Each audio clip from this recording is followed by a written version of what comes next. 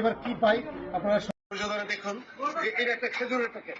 আমরা এই সমস্ত প্যাকেট যখন খুলতে যাই খাবার আইটেম, আমাদের নিজেদের কাছেও খারাপ লাগে যে আমরা একটা খাবার আইটেমকে কিভাবে আমরা খুলি, কিন্তু আমরা বাধ্য।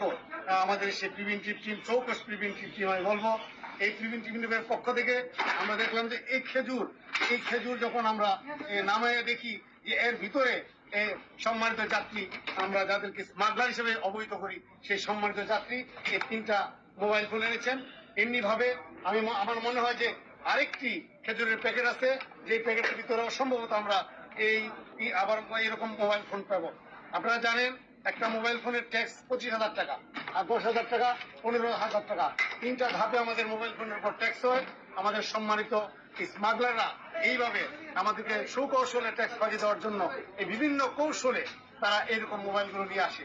আপনারা জেনে অত্যন্ত খুশি হবেন, কাস্টম হাউসের প্রিভেন্টিভ টিম অত্যন্ত চৌকস। তাদের চোখে ফাঁকি দিয়ে পুলিশ স্মাগলার এদিকে পালিয়ে দেওয়ার কোনো সুযোগ নেই।